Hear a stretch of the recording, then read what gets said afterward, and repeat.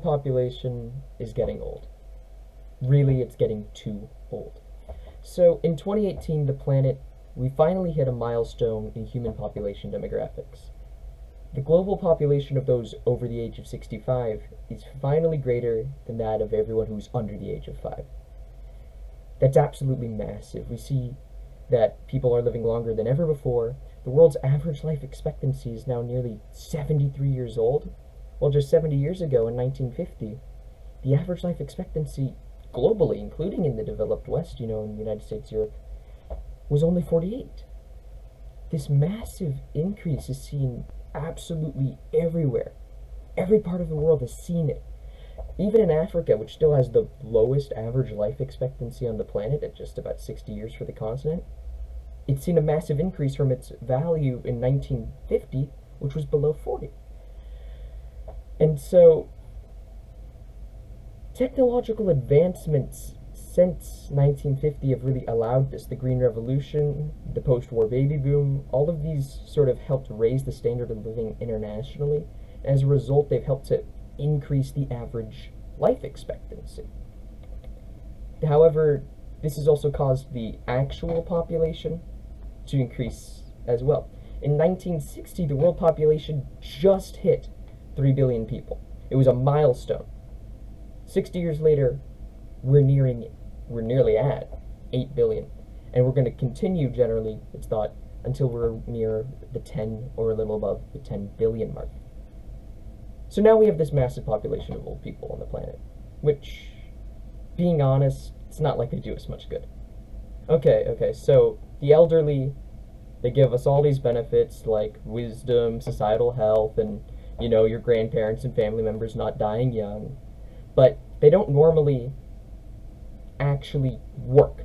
They don't provide and contribute in the society from an economic or development standpoint that they're taking part in. The planet's working age population, that is the people who are between the age of 15 and the age of 65, now has to support more people in the generations above them than in any other time in human history. The age of people, the population of the people under the age of 5 being smaller than those over the age of 65 actually means that this issue, in all logical likelihood, is going to grow larger. There's going to be more people being supported by less. And when you have this massive population that needs to be supported, you actually end up with this greater resource use and this greater economic strain on a country.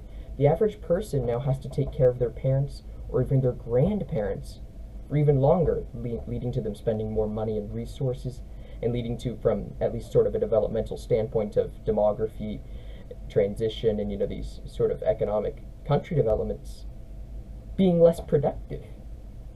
If we have all of this sort of occurring, what'll result? Lowered standards of living, a decreased focus on things seen such as unnecessary, like environmentally friendly options for power, bye-bye nuclear, bye-bye renewables, or saying, we don't need to phase out these fossil fuel powered cars. Why? Because, well, being honest, the average person sort of doesn't care so much when they have to take care of everyone, and that's the best option for them. All of these sort of transitions into making a better world for us are extremely expensive. And none of them are going to be possible if you have a massive amount of your population that is being hobbled by being forced to spend so much time, so much energy, so much care into taking care of an even larger portion of your population that doesn't even contribute at all towards these goals. But thankfully for the planet, this isn't completely a new issue. There is somewhere that we can turn to sort of learn from this situation and to develop the world correctly. Japan. So, Japan is in something of a tough spot currently. After the Second World War, they had this massive focus on reindustrialization and rebuilding their shattered economy. The drawback, though, they didn't actually have that many children after the 1950s. One only has to look at sort of the Japanese population pyramid to see the absolutely drastic effects that this had. A fourth of the country is over the age of 65, meaning that they're not part of that working population and they're unable to contribute. And it's only going to increase.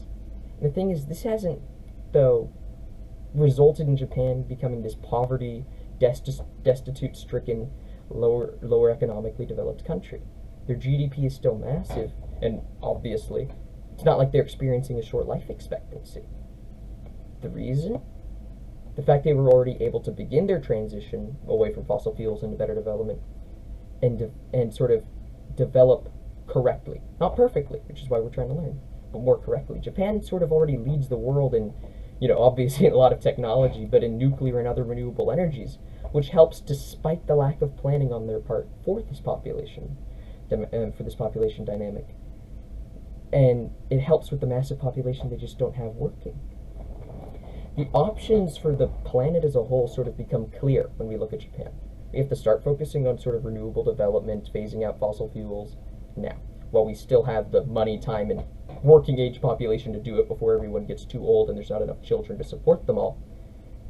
And then that way we don't have other issues taking precedence over them. And then we're actually able to see and work towards accounting for that population growth, which means, increasing facilities for the elderly, making actions that will allow economic growth to still happen in these lower economically developed countries, and to ensure that even as the population increases, even as the world gets older, the increased quality of life, that increased standard of living, is going to be maintained for generations to come. Thank you.